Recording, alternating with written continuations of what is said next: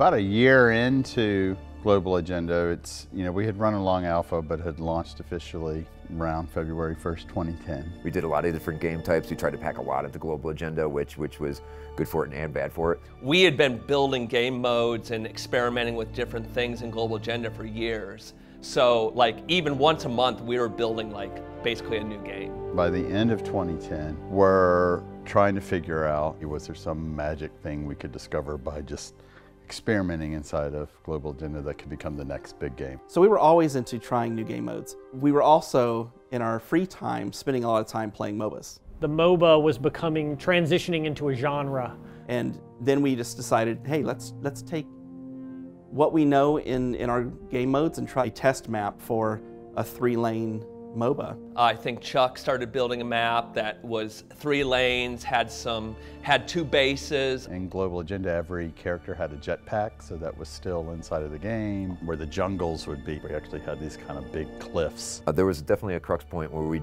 decided, boy, do we have flying in this game or do we not? And it was probably a super wise decision to keep it on the ground. I also remember the day that Hi-Rez came in and said, take out all this, no height, like no cover. No shooting. Coleman and I were just like, no, what are you doing?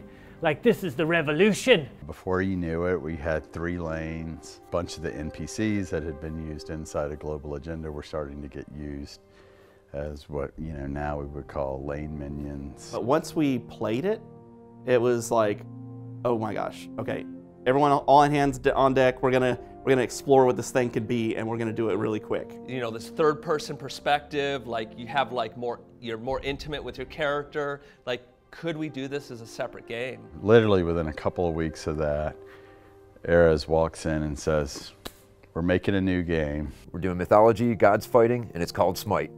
And then he canceled, he said, meeting over. And it was just kind of like, I mean, okay, there's some genius things in that sentence. With gods, it was like immediately clicked. But that day, we started the SMITE project. Now we had a very cool anchor. I mean, that day we started talking about what our god rosters could be, doing initial sketches on what our gods look like. By late August, early September of 2011, we had a version of the game ready to show at PAX Prime. It was very obvious that this game had a special mojo. You just knew that this is going to be a hit, this is going to be successful, so let's just go for it. A large part of that core team is still here. 10 years later is one of the most remarkable things. It speaks to how good a team it was. The amount of lessons that we learned from Global Agenda allowed us to go do everything else. You have things that you look back on in your life where you're just like, that one thing, it was just very significant.